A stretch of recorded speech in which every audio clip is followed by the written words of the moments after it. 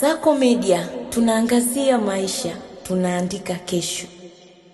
Kocha wa Manchester United Michael Carrick amesema kipigo cha mabao 2-1 dhidi ya Newcastle United kimemuumiza baada ya kupoteza kwa mara ya kwanza tangu achukue rasmi majukumu ya kuinoa timu hiyo. United ilipoteza mchezo huo uliochezwa katika uwanja wa St James Park, matokeo ambayo yamepunguza kasi yao katika mbio za kutafuta nafasi ya kufuzu michuano ya UEFA Champions League msimu ujao. Bao la ushindi la Newcastle United lilifungwa na mshambuliaji William Osula aliyeingia akitokea benchi katika dakika za mwisho za mchezo. Osula alikimbizwa kwa kasi upande wa kulia kabla ya kuelekea katika kupiga shuti lililomshinda kipa Lassana Lamens. Bao hilo liliwapa wenyeji ushindi muhimu licha ya kucheza wakiwa pungufu baada ya kupoteza mchezaji mmoja. Dakika chache kabla ya mapumziko ya kipindi cha kwanza, Jacob Ramsey alitolewa nje kwa kadi nyekundu kufuatia kuonywa mara mbili. Hata hivyo,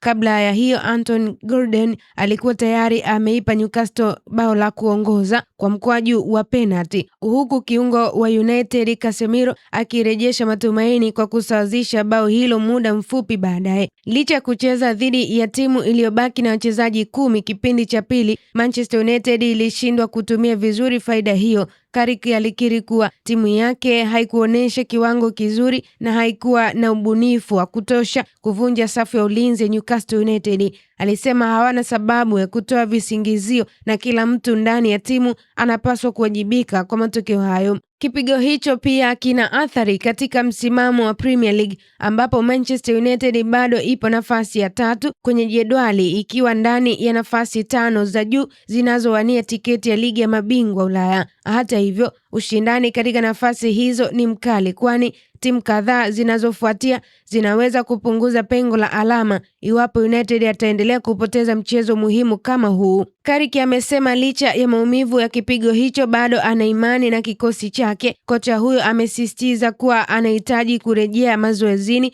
kurekebisha makosa na kupambana katika michezo ijayo ili kuhakikisha wanabaki ndani ya nafasi 5 za juu hadi mwisho wa msimu, lengo ambalo litahakikisha wanapata nafasi ya kucheza UEFA Champions League msimu ujao. Kasako Media, tunaangazia maisha, tunaandika kesho.